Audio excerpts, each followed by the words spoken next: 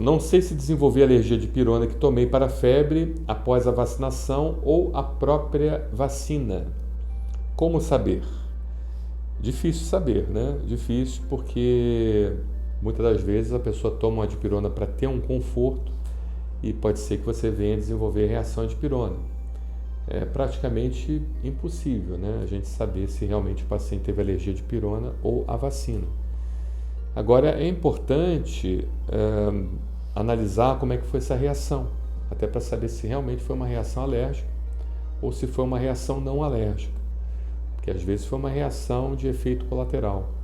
Então é importante você conversar com o seu médico e buscar um atendimento especializado e, de certa forma, entender melhor o que estaria acontecendo. Até porque não tem o que fazer, né? Não tem como a gente testar a dipirona, nem testar outro tipo de substância, a não ser que você faça um teste de provocação no paciente. Mas o teste de provocação é um teste que é feito somente em casos muito específicos, né? Quando você tem a chance de trocar a medicação por outra, ou seja, a dipirona pelo paracetamol, então certamente, estratificando o risco, vendo o que é melhor para você, certamente é melhor você trocar para o paracetamol do que ter a dúvida se porventura você desenvolveu a reação e essa próxima reação ela pode ser muito grave, ela pode realmente levar à morte. Tá? Então, estratificando o risco, quando você tem uma medicação substituta, você sempre deve trocar pela medicação substituta com orientação do seu médico, tá bom? Essa é realmente a forma mais adequada do que fazer o teste de provocação, do que o médico fazer um teste de provocação. O teste de provocação ele somente seria feito para aquelas medicações muito essenciais, ou seja, o paciente precisa fazer aquele tipo de antibiótico que somente aquele antibiótico consegue atingir aquela bactéria muitas das vezes multiresistente, uma bactéria que você sabe, isso é um exemplo, tá? Tem vários outros tipos de exemplos. Eu estou dando o exemplo da bactéria que somente responderia a pouquíssimos antibióticos e um dos antibióticos seria aquele que você teria suspeita de ter reação. Então, porque muitas das vezes a reação alérgica é confundida com a reação colateral, né? E são coisas diferentes. Às vezes o paciente desenvolve uma reação colateral, que não é uma reação grave, mas sim uma reação que de certa forma pode ser trabalhada, que não seria uma reação alérgica, e na cabeça do paciente que é leigo, ele confunde com uma reação alérgica que pode dar anafilaxia.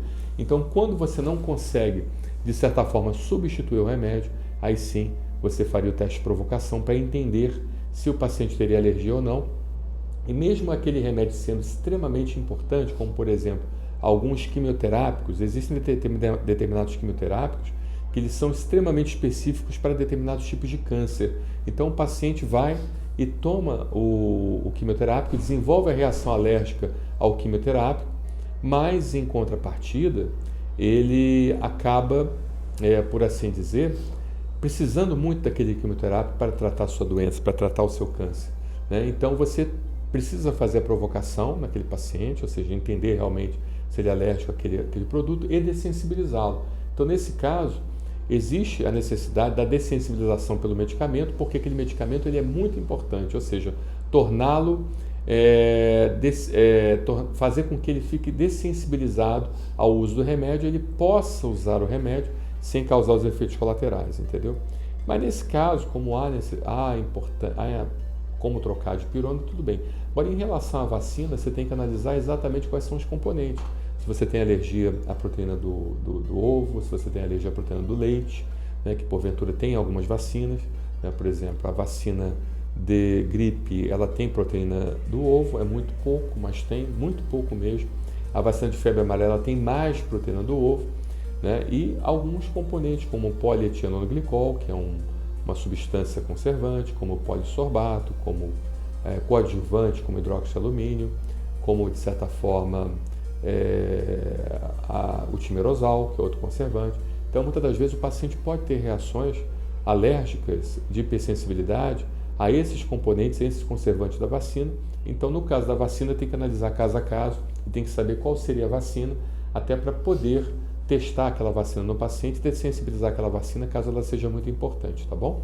Então, nos dois casos, você precisa procurar seu médico para saber se o remédio que você tomou ele pode ser substituído. Em relação à vacina, procurar um centro de vacinação especial, um centro de imunização especial, para que aquele médico, então, possa analisar o conteúdo daquela vacina que supostamente você desenvolveu reação e, consequentemente, dar uma solução para o seu caso, ou através da dessensibilização ou através da suspensão da vacina e a troca por outra, tá bom?